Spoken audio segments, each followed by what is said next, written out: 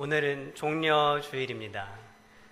종려주일은 예수님께서 2000여 년 전에 유월절을 지키시고 또 구속 역사의 클라이막스인 이 십자가 사건, 그것을 담당하시기 위해서 예루살렘에 입성한 날을 기념하는 날입니다. 그 당시 예수님의 입성은 어떠한 모습이었습니까? 나귀를 타고 가시는 예수님을 본 백성들의 무리들이 자신들의 옷을 바닥에 깔고 또 종려나무 가지를 흔들면서 앞과 뒤를 같이 걸어가며 외쳤습니다. 호산나 호산나 찬송하리로다. 주의 이름으로 오시는 이 곧 이스라엘의 왕이시여 라고 외쳤습니다. 이 열렬한 환호와 인기가 그곳에 있었습니다. 이들이 환호하고 이스라엘의 왕으로 칭송하는 것은 그 예언된 말씀이 이루어지기 위해서였지만 과연 예수님도 그들과 동일한 그런 같은 마음이었을까? 종려주일 예루살렘 입성은 화려하게 시작을 합니다. 그렇지만 사실 종려주일은 고난주간의 시작이기도 합니다. 십자가 사건이 있었던 마지막 한 주, 예수님께서는 이 땅에 오신 그분의 마지막이자 최대의 사명을 감당해야 할 한 주간이었습니다. 예수님이 이미 예루살렘에 오시기 전부터 자신이 왜 예루살렘에 가야 하는지 또 그곳에서 어떤 일이 있을지 제자들에게 말씀하십니다.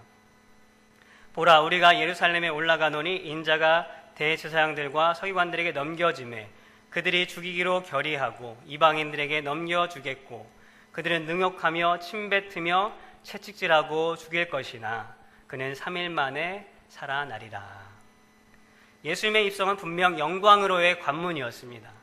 그러나 그 영광을 위해서는 감당해야 할 고난이 기다리고 있었습니다. 그리고 그것을 예수님은 너무도 잘 알고 계셨습니다. 그럼에도 겸손히 나귀를 타시고 또 모든 것을 하나님께 맡기고 내려놓으시면서 그 고난의 길로 들어가셨던 것입니다. 오늘 본문, 우리가 같이 함께 읽은 이사야서 본문은 바로 그리스도이신 예수님께서 받으신 그 고난의 모습, 그 고난에 대해 이미 수백 년 전에 이사야 선지자를 통해서 예언하신 말씀입니다. 예수님의 고난은 어떠한 고난이 될지, 또 무엇을 위한 고난이 될지, 또 왜 고난받으실 수밖에 없었는지에 대해서 나타내고 있는 말씀이 오늘 본문 말씀입니다. 오늘 이 말씀을 통해서 저와 여러분이 주님의 그 고난을 다시 한번 묵상하고 또 깨닫고 그 의미를 다시 한번 붙잡고 그 의미 가운데 내게 주시는 말씀이 무엇인가, 우리가 그 말씀을 붙잡고 형식적이 아닌, 이렇게 우리가 한 줄 또 고난주간을 보내는데 아니면 형식적이다 하더라도 적어도 1년에 이 한 주간만큼은 내가 그 주님의 고난을 깊이 묵상하고 또 주님이 주시는 귀한 사랑이 무엇인지를 깨달을 수 있는 그런 한 주간이 될 수 있기를 주님의 이름으로 소망합니다. 그렇다면 오늘 본문을 통해 알 수 있는 예수님의 고난은 어떤 의미가 있는가? 우리가 두 가지를 함께 나누기 원합니다. 첫 번째로는 예수님의 고난은 하나님께 대한 순종이었습니다. 그리스도의 순환에 대한 이사야 말씀은 우리가 53장을 읽었지만 52장 후반절부터 시작이 됩니다. 13절을 보면은 이렇게 시작이 됩니다. 보라, 내 종이 형통하리니. 자, 그리스도 예수님을 성경에서 무엇으로 부르고 있습니까? 종으로 부르고 있어요. 종으로. 그렇죠? 그러나 다른 곳에서는 이 그리스도를 왕으로 부르기도 하고 또 하나님의 아들, 다윗의 자손 등등으로 긍정적이고 뭔가 이렇게 높임을 받는 그런 이미지로 부르기도 하지만 오늘 이 이사야 53장 이 그리스도의 순환을 이야기할 때는 예수님은 뭘로 부르고 계십니까? 종으로. 종으로 부르고 있다는 사실입니다. 종의 이미지는 뭐예요? 종이라는 것은 servant, 섬김이죠. 섬기는 자. 그리고 주인에게 대한 순종, 복종의 이미지를 가지고 있습니다. 찔림을 당하고 모욕과 멸시를 당하고 죽음까지 당하는 이 그리스도의 고난은 바로 무엇에서 비롯된 것인가? 종으로 부르셨던 그 하나님의 그 말씀에, 또 기록된 말씀에 응답하는 예수님의 순종이었다라는 것입니다. 하나님과 동등된 분이시고 또 죄가 없으신 그 예수님께서 이 땅에 초라하고 죄악된 인간, 우리를 위해서 왜 사람도 짊어지기 어려운 그 고난을 다 감당하셔야 했었는가?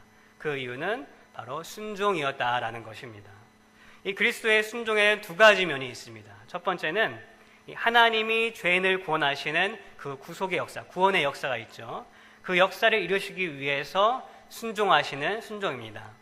이 순종은 우리가 무엇을 이렇게 쉽게 확 알 수 있느냐 하면은 바로 이 십자가의 사건, 십자가의 죽음의 순종입니다.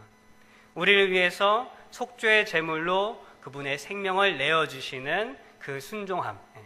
신학적인 용어로 말할 때는 우리 소극적인 아니면 수동적인 순종이다라고 이렇게 말을 합니다. 또 다른 면의 순종은 무엇입니까?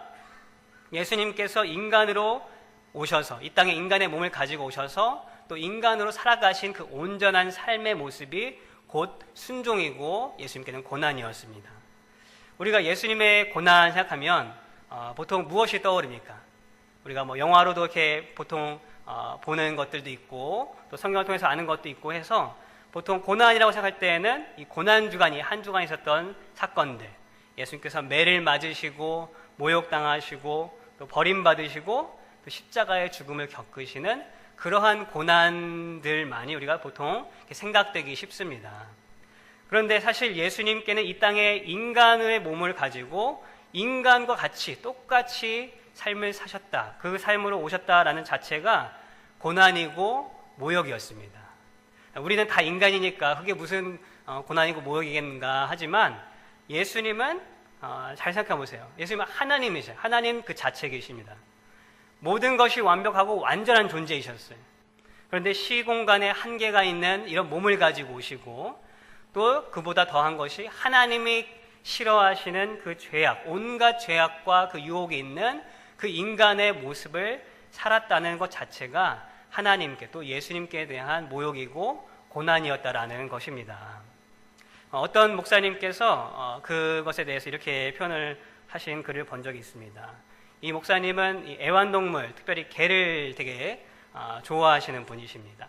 어렸을 때부터 이제 형제가 없고 혼자 자라서 개를 키우면서 그 애정을 다 거기에 쏟으신 거예요. 뭐 개나 다른 애완동물 좋아하시는 분들은 아시겠지만 옆에서 다른 사람이 볼 때에 정말 차마 볼 수 없을 정도로 그 사랑을 막 주는 것을 우리가 가끔 보게 됩니다. 그런데 그분이 이 목사님 하시는 말씀이 만약 다른 사람이 이 목사님이 개를 너무 좋아하는 걸 아니까 이렇게 물어보는 거죠. 목사님이 그렇게 개를 좋아하시는데 만약에 개와 같이 그런 삶을 사시라고 이렇게 말을 하면 목사님이 살 수 있습니까? 말도 안 되는 소리겠지만 근데 그 목사님이 대답하는 것이 아니라는 거죠. 안 된다는 거죠. 못한다는 거예요. 어려운 일이 아니고 아예 가능하지 않는 일이다라고 말을 합니다. 쉽게 말하면 뭐냐면은 사람 같은 개의 어떤 그런 생활을 인정할 수 있지만 반대로 말해서 뭐 같은 사람은 욕이 되는 거죠. 욕이. 예수님이 이 땅에 태어나시고 인간의 삶을 살아가는 것 자체가 바로 그러한 것과 같다라는 것입니다. 물론 사실은 더 훨씬 큰 차이예요. 사람과 개보다 훨씬 큰 차이지만 예수님께서는 그 모든 모욕과 고난을 무릅쓰시고 이 땅에 우리와 똑같은 몸을 가지고 이 땅에 태어나시고 삶을 살아가셨다. 그것이 예수님의 순종의 시작이었다라는 것을 우리는 알아야 합니다. 이것이 적극적이고 또 능동적인 예수님의 순종의 모습입니다. 왜 예수님께서 고난을 짊어지셨습니까? 바로 순종의 모습을 우리에게 보여주시기 위해서. 그 순종은 속죄의 값을 지불하는, 우리 죄의 값을 지불하는 순종이기도 하지만 동시에 인간으로서의 삶을 완전하고 하나님 앞에 의롭게 삶으로 섬김의 모습을 우리에게 보여주시기 위해서 그러한 순종의 모습을 먼저 사셨다라는 것입니다. 그리고 우리에게도 뭐라고 말씀하셔요? 너희도 나와 같이, 이와 같이 살아라 라고 말씀하고 계신다는 것입니다. 우리가 주님의 고난을 묵상할 때에 우리는 무엇을 같이 묵상해야 합니까? 바로 이 고난을 감당하신 그 주님의 순종의 자세, 섬김과 겸손의 자세, 그리고 그와 같이 주님 앞에 또 복음 앞에 우리도 순종하며 섬김으로 또 겸손으로 그리스도의 모습을 가지고 살아가기를 원하시는 그 주님을 우리가 기억할 수 있는 우리 모두가 되기를 바랍니다. 두 번째로 예수님의 고난은 어떠한 의미가 있는가? 좀 더 이제 본문 말씀에 들어가서 우리가 함께 나누면 이 예수님의 고난은 우리 때문에 받으신 고난이다. 오늘 제목처럼 우리 때문에. 예수님께서 왜 고난을 받으셔야 했습니까? 왜 십자가에서 죽으실 수밖에 없었습니까? 우리가 주일학교 때부터 줄기차게 들어온 말씀이지만 우리의 죄를 용서해 주시기 위해서 예수님은 그 고난을 친히 담당하셨습니다. 이 용서하시는 방법이 무엇입니까? 그냥 말로만 내가 너희들 죄를 용서한다 하고 끝. 그것이 아니었습니다. 우리 하나님의 속성, 하나님의 성품 중에 사랑의 속성이 있습니다. 사랑. 그리고 공의라는 속성이 있습니다. 의로운 것, 정의. 근데 우리의 죄를 용서하시는 것은 어떤 속성입니까? 사랑의 속성이에요. 용서하시는 것은 예수님이 하나님의 사랑을 나타내기 위한 속성. 그렇지만 죄를 덮어두고 그대로 모른 척하는 것이 사랑이 아닙니다. 그렇게 하는 것은 이 하나님의 공의의 속성에서 어긋나는 것이 돼요. 그래서 하나님께서 공의롭게 하신다라는 것은 죄가 있으면 그 죄에 대한 마땅한 대가를 치르게 하는 게 공의입니다. 우리가 사회에서 법을 어기면 어떻게 돼요? 그에 따른 처벌을 받게 돼 있는 거예요. 이게 공의입니다. 그 값을 누구에게 지불하시는가? 특별히 이 사랑과 공의를 우리가 동시에 주셔야 되는데 공의를 하려면 우리를 처벌하셔야 되고 죄를 묻게 하셔야 되고 사랑하시려면 죄를 덮으셔야 돼요. 이게 좀 안 맞는 것 같잖아요. 그래서 하나님이 우리에게 주시는 방법이 무엇인가? 이 공의, 이 처벌을 누구에게 맡기셔요? 바로 예수님께 다 그 죄의 값을 무르게 하시는 그러한 일들을 감당하게 하십니다. 이것이 속죄이고 또한 대신 지불하는 대속의 능력입니다. 우리가 자녀가 잘못하면 부모님들 어떻게 해요? 용서를 해주죠. 그렇죠? 그렇지만 뭐 두고두고 간직하고서 내가 너 자녀가 이렇게 잘못했으니까 이놈 봐라 나중에 내가 엄청 혼내야지 하면서 그렇게 간직하지 않잖아요. 그렇죠? 부모들은 다 용서하잖아요. 그런데 부모가 이 어린 자녀들에게 용서만 해준다면 그것이 바른 교육은 아닐 것입니다. 바른 교육이라는 것은 그 용서와 함께 어떻게 해야 돼요? 훈계가 같이 병행이 돼야 됩니다. 내가 너 이거 잘못한 것 용서한다. 다음부터 하지는 말아라. 그렇지만 다음에 더 잘하고 네가 잘못한 것을 깨닫기 위해서 내가 벌을 주겠다. 발바닥 세 대만 맞자. 뭐 아니면은 손 들고 서 있어라. 이런 식으로 처벌을 같이 훈계를 같이 하게 됩니다. 그런데 이제 이 부모와 자녀의 관계 속에서의 이 사랑과 공의하고 하나님과 우리와의 관계 속에서의 사랑과 공의가 다른 점이 뭐냐면 부모는 잘못한 그 자녀에게 처벌을 하게 하지만 벌을 받게 하지만 하나님은 우리가 그 벌을 감당하게 하지 아니하시고 누구에게 감당하게 하셔요? 바로 예수님께, 그리스도신 예수님, 자신의 아들이신 예수님께 그 벌을 감당하게 하셨다라는 것입니다. 오늘 본문 말씀이 이 사실에 대해서 정확하게 말씀하고 있는 구절입니다. 4절을 보시면 우리의 질고를 지시고 우리의 슬픔을 예수님께서 담당하셨다고 그래요. 그리고 그 고난에 대해서 이제 예수님이 갖게 되시는데 그 고난을 담당하게 되시는데 이렇게 표현하고 있습니다. 그는 징벌을 받아 하나님께 맞으며 고난을 당한다 하였노라. 이 맞는다라는 말이 체벌하는 그런 것과 같은 거예요. 이제 징계하고 훈계하는 것. 하나님께서 우리에게 해야 할 당연한 징계와 처벌을 누구에게 하시는 거예요?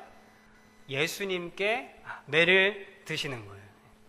그리고 5절은 그리고 예수님의 그 상함과 징계를 통해서 무엇을 얻게 하십니까? 우리에게 평화와 나음, 곧 우리에게 용서를 허락해 주신다라는 말씀이 오늘 본문 말씀이 되는 것입니다. 그런데 우리는 이 본문을 읽을 때 사실은 대부분 우리는 이 내용을 이미 다 알고 있습니다. 머리로 알고 교리도 알고 또 때때로는 우리의 마음으로 와닿은 그런 적도 있을 것입니다. 그런데 오늘 제가 이 본문 말씀을 준비하면서 이렇게 몇 번씩 읽으면서 딱 확 마음에 들어온 것은 무엇인가? 어떤 단어가 들어왔는가? 바로 우리 때문에라는 단어. 우리라는 단어가 제 마음속에 확 들어왔습니다. 제가 본문을 다시 한번 읽도록 하겠습니다. 그는 실로 우리의 질고를 지고 우리의 슬픔을 당하였거늘 우리는 생각하기를 그는 징벌을 받아 하나님께 맞으며 고난을 당한다 하였노라. 그가 찔림은 우리의 허물 때문이요 그가 상함은 우리의 죄악 때문이라. 그가 징계를 받음으로 우리는 평화를 누리고 그가 채찍에 맞음으로 우리는 남을 받았도다. 우리는 다 양 같아서 그를 행하여 각기 제 길로 갔거늘 여호와께서는 우리 모두의 죄악을 그에게 담당시키셨도다. 제가 일부러 강조하기도 했지만 이렇게 쭉 읽다 보면은 계속해서 들어오는 말씀이 있죠. 그 단어가 있죠. 무엇입니까? 우리예요, 우리. 제가 말씀드린 이 원론적인 것, 속죄의 그 예수님의 그 고난이 가지고 있는 의미, 속죄의 의미, 또 대속의 의미가 있지만 그 이면에 가장 하나님이 우리에게 주시고 싶은 메시지가 뭐냐? 바로 우리 때문이다. 우리 때문에. 그 고난을 당하신 이유, 그 모든 모욕과 수치와 죽음을 감당을 다 하신 그 이유는 무엇이다? 바로 우리 때문이다. 우리가 고난 주간에 묵상할 것이 무엇입니까? 우리 예수님의 고난을 묵상하면서 나 자신을 생각한다는 것입니다. 예수님의 고난의 이유가 무엇인가? 예수님의 그 고난의 의미가 무엇인가? 바로 우리 때문에, 어쩔 수밖에 없는 우리 때문에, 죄악으로 말미암아 죽을 수밖에 없는 우리 때문에 하나님께서 자신의 독생자 아들을 그 고난 가운데로 집어넣으셨다라는 사실이 우리 마음 가운데 깊이 다가오고 묵상이 될 줄 믿습니다. 이 4절 말씀이 시작되는 우리 단어가 우리 한국 성경에는 그로 시작되지만 히브리 원문은 진실로라는 단어로 시작합니다. 그 뒤에 나와 있는 단어. 성도 여러분, 정말로 진실로 예수님은 우리 때문에 그 고난을 담당하셨습니다. 믿으십니까? 하나님이신 예수님이 인간으로의 삶을 고통으로 또 고난으로 다 겪으시고 또 인간으로서는 도저히 감당할 수 없는 그 죄의 무게를 십자가에서 다 짊어지신 그 고난의 이유가 바로 우리 때문이다. 나 때문이라는 것을 그 성령의 도움으로 깊이 깨닫고 묵상할 수 있는 그런 귀한 한 주간이 될 수 있기를 주님의 이름으로 소망합니다. 깊이 깨달은 후에는 우리가 무슨 반응으로 나아가야 됩니까? 우리 때문이다, 너 때문이다 라는 질책이 아니라 하나님이 말씀하시는 우리 때문이라는 것은 내가 너를 얼마나 사랑하니까, 내가 너를 사랑하니까 너 때문에 내가 이 아들을 고난 가운데에 넣었다. 그 사랑을 우리가 깨달아야 돼요. 죄책감을 느끼고 내가 그냥 주님 그렇죠, 나 때문에 돌아가셨죠, 그러한 것을 끝나는 것이 아니라 그 죄책감의 무게를 우리가 회개와 감사로 승화시켜야 될 줄 믿습니다. 우리가 일주일 동안 릴레이 금식 기도도 하고 또 새벽 예배, 특별 새벽 예배도 합니다. 우리가 그 시간에 함께 나오고 또 나오지 못하면 우리가 있는 자리에서 우리가 이러한 기도를 통하여서 하나님 앞에 나아갈 줄 믿습니다. 하나님 그렇죠, 나 때문에, 우리 때문에 주님이 정말 그 고난을 다 담당하셨죠. 내가 이 시간에 내 모든 죄를 회개하고 또 주님 앞에 감사함으로 나아갑니다. 또 두 번째 반응은 무엇입니까? 우리의 삶으로 그 반응이 나타나야 돼요.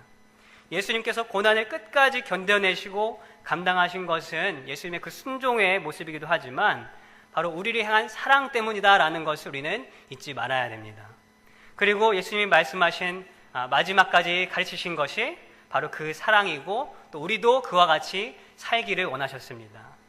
예수님께서 마지막 제 아들에게 이제 만찬을 하시면서 이제 잡혀가기 전에 가르치신 마지막 설교가 무엇이었습니까? 바로 서로 사랑하라, 너희가 서로 섬겨라 라고 하시는 메시지였습니다. 예수님은 말로만 설교하지 않으셨습니다. 어떻게 하셨죠? 예수님이 제 아들의 발을 친히 다 씻기시면서, 원래 발을 씻기는 일은 누가 합니까? 종이 하는 거, 종이. 그 당시에 종이 주인에게 발을 씻겨주는 거예요. 그런데 그 종된 자세로 예수님이 친히 모범을 보이시면서 너희도 이와 같이 행하라 라고 말씀을 하시면서 우리에게 가장 필요한 것이 무엇이다? 바로 서로 사랑하고 서로 섬기는 것이라는 것을 마지막까지 가르치셨습니다. 우리가 말씀을 맺겠습니다. 예수님의 고난은 우리가 상상할 수 없을 만큼 두렵고 고통스러운 것이 분명합니다. 손과 발에 못을 받고 모든 물과 피를 쏟으신 그 십자가의 형벌도 그렇지만 이 구원하실 모든 인류의 죄악과 형벌을 혼자 다 감당하셨어요. 그 무게는 우리가 어떻게 감당하지도 못하고 상상하지도 못하는 그런 고통입니다. 그러나 얼마나 아프셨을까, 얼마나 힘드셨을까 하는 이 감성적인 생각에 그치기보다는 우리는 그 고난의 모든 이유가 바로 누구 때문이다? 우리 때문이다 라는 것을 다시 한번 깊이 묵상하고 깨닫고 기도하며 나아갈 수 있기를 바랍니다. 또 이제는 진정 주님이 원하시는 그 고난당하신 이유가 있잖아요. 그냥 깨달으면 끝나는 것이 아니라 그렇게 한 다음에 너희도 회개하고 감사하고 내가 마지막까지 가르쳤던 그 메시지, 서로 사랑하고 서로 섬기며 살아라. 그 말씀을 붙잡고 살아가는, 또 그 모든 말씀이 우리 삶에서 행동으로 조금씩 더 커져가는 우리의 모든 삶이 되기를 주님의 이름으로 소망합니다. 아멘. 기도하겠습니다.